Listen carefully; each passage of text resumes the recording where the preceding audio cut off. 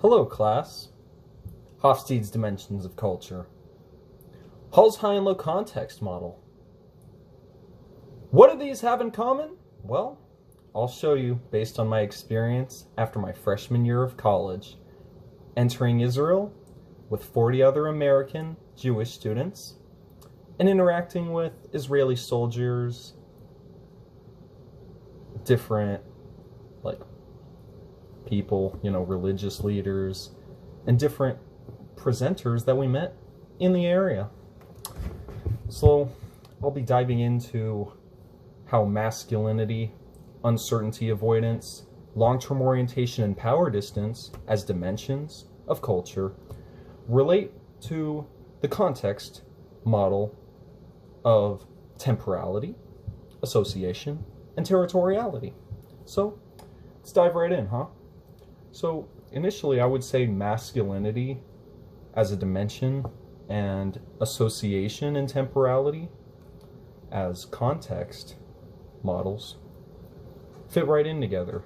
An example of this would be in Israel. Two of the Israeli soldiers that were on our trip, David and Ohad, they immediately befriended me. Within a day. I didn't even really talk to them that much. And within a day, they had decided, Jacob, you're the man. We love you.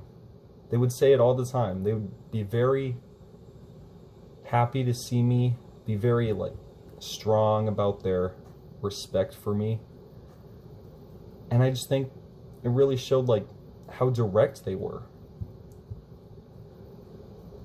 The women who were soldiers gave the same impression to girls that were on the trip with me, American girls.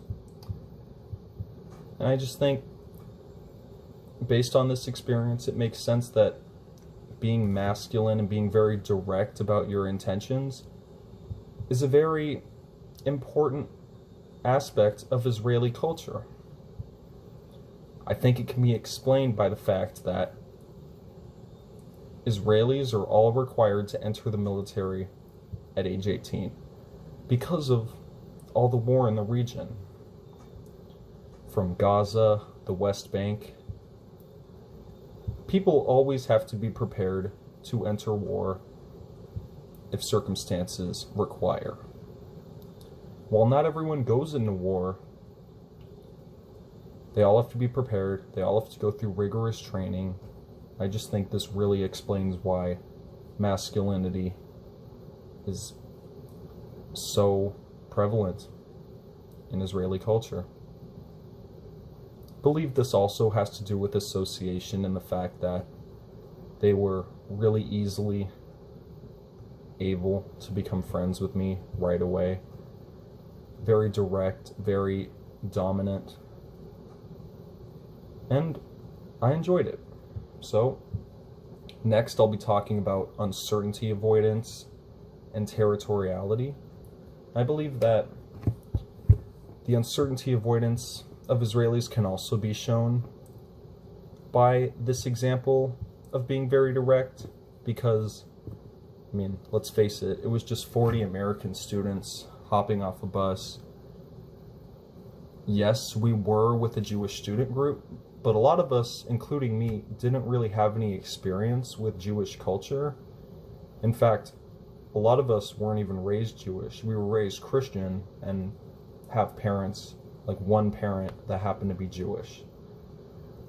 However, the experience that I got from the soldiers, as well as from the speakers at different tourist locations, specifically Jerusalem, were very welcoming, very understanding, and just very excited to meet us.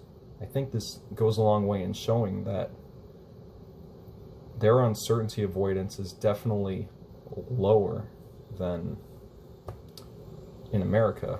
In America, we're not just as warm and welcoming unless it's customer service.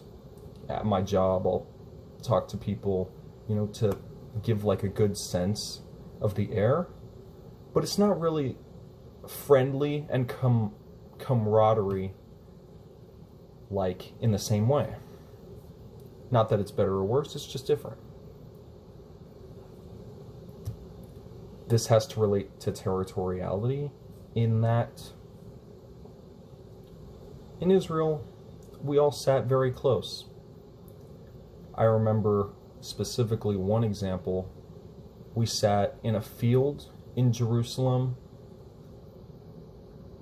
by the downtown area. I think it was by Mount Herzl, which is the cemetery for Israeli soldiers that have fallen in battle. And we sat in a circle on the ground the same day we met the Israeli soldiers. The Israeli tour guide had us all sit in a circle, and we told long stories about our lives, our life goals, and our emotions, our feelings, our plans for the future, our fears even.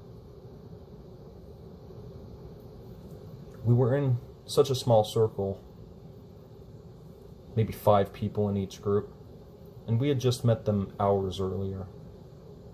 It was a very interesting and unusual but welcomed feeling.